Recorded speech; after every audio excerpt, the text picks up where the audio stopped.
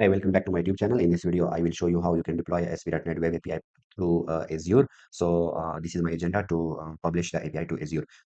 Please, if you are new to this channel, please subscribe and do comment in this video. So, uh, First of all, I will show you how the API is working locally. So when I run the application, you can see here Swagger is configured and I edit a few endpoints.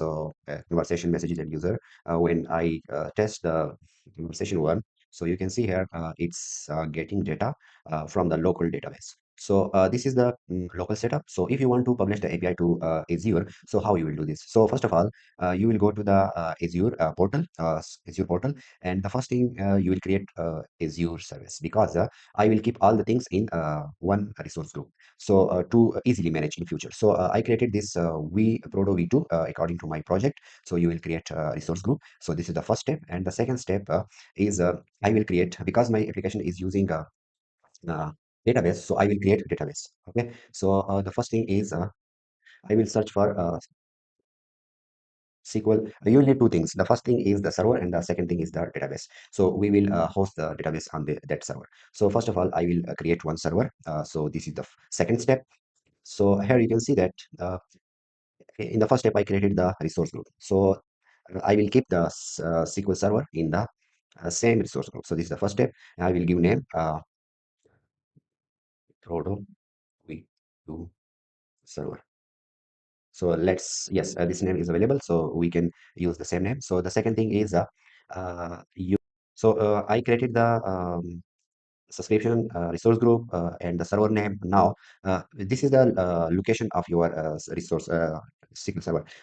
I selected North Europe because my client is near to this region, so that's why I select this region.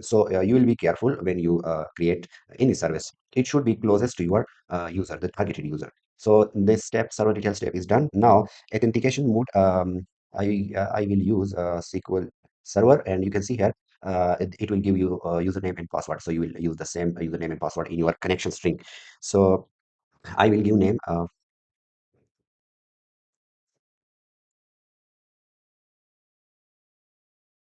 Okay, I set the username and password. The next part is to do the networking stuff.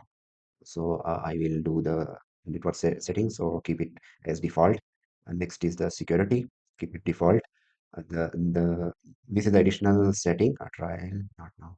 Okay, defender. I don't need a defender yet, so I will go with default one. And this is the text. So I currently I'm not using text. So this is the overview server, and it's in Europe. No, okay. So you can see here all the things is set up. So let's check the pricing model again if there is any pricing for me. Okay, so all the things is done. Okay, okay, no additional charges. Okay, let's. Okay, so SQL Server is created. Let's go to the resource. Okay, so our next task is to create a database.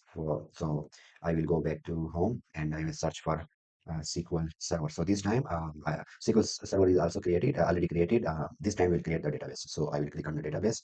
So let's create a database. So first thing, I will need to select resource group. So I already created the resource group. So you will create the same resource group. Okay, next I will enter database name. I will give v2 database.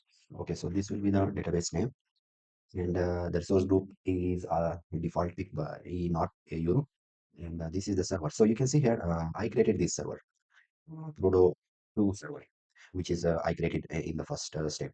So this one is selected. Now you want to use SQL? No, I will not use SQL Elastic Search, and you can see here I will use it for now production development load. Okay, next is the storage. You will select the storage. Let's configure this. Okay, so I will go with the basic one, the basic workload, which is maximum for $5 US dollar per month. This is my demo video. So I will go with the basic configuration. So I will select the, you can also increase the database size according to your need. And the last point is the redundancy. I will go with the local redundant backup storage, because if you go with zone, geo, and geozone redundancy, you will pay for it. So initially I will go with local. So next is the networking. Keep it as default. Security, I not needed for now the Microsoft Defender, so go with default. Additional, go default. Mm, don't need next. So this is the overview. I will go with the basic one, for which I will pay 4.90 US dollar per month. Okay. And so this is the basic information networking. All the things you read in these steps is you for your review, they show you again. So next I will create. Okay, so databases are also created. So you can see here, this is the resource of the database. So it's done. If I go to the resource, you can see here, this is the overview, and this is the connection string. Okay, so you can see here, I got two connection strings. So you will use this SQL Server, ADO.NET SQL Server authentication mode, because we are not using Microsoft Intra. So I will use, so you will copy this and you will paste in the your app settings. So this I you will go to the web API app setting. So I just place the connection string, and now this is done. So the next part is to run deploy the application. Okay, so for this I will go back to the home of the Azure, and I will create one app service. So this time I will create one app service. Okay, so click on the web app. Prodo resource group is Prodo V2, and this time I will go give name Prodo V2. Okay, so this is available. So next is the, I will deploy to the code, not the container. So I will click on the code. In next video, I will also show you how you can deploy the container, Docker container to the Azure. So for now, I will go with the code. So select, I'm using .NET Core 9, and select window, and here is the plan. For now, I will go with the free one. Okay, so free plan, and this is the pricing plan. Okay, so it will create new pricing tag. Okay, so next is the next create, directly create.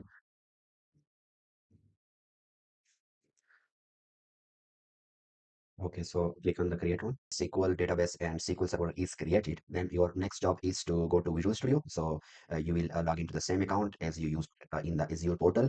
So this is my running web API. I updated the SQL Server database. Okay, and if it's done, if when you update the connection string, you will click on the, you will click right click publish, and you will see the try again. So let's publish. So you will click Azure, and next I will go with the app service window, and you can see here, this is my same account, and this is the resource group I created. So you can see here I created the app service already from the Azure portal. So I will use the same Azure portal. And about the deployment slot, for example, if your application have multiple environment like dev, stage, and production, in this case you use the deployment slot. In the next video, I will also show you how you can create CI/CD pipeline. So in CI/CD pipeline, we will use this deployment slot. So, but for now, I will go with simple publish the API. Okay, so click yes. Okay, so here is create new. There is no API management. So I will go with the product API subscription. I will same subscription. Okay, so I also created the API management service by clicking the new. So you can see here it's done. Now I will click on the create button. So it will create the API management for our API service. Yeah, it's done. Now I will click on next.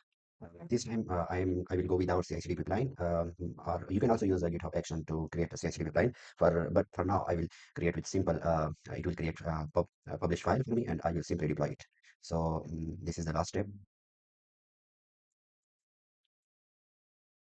Okay, so profile is about to create. It will check the connection string and other thing. Okay, so you can see here the it's published on this domain. Okay, when you open this, you will see you can see here, this is the link, and this is the Swagger link. So you can see here we move from local to Azure. So this is the way how you can deploy your app web API to the Azure app using the SQL Server. Okay, so you can see here when I click on this, you can see here search for any user. So you can see here there is no data. So this is like the database is empty, there's no record. So that's why it's giving you this error. So let's create one, for example, one record.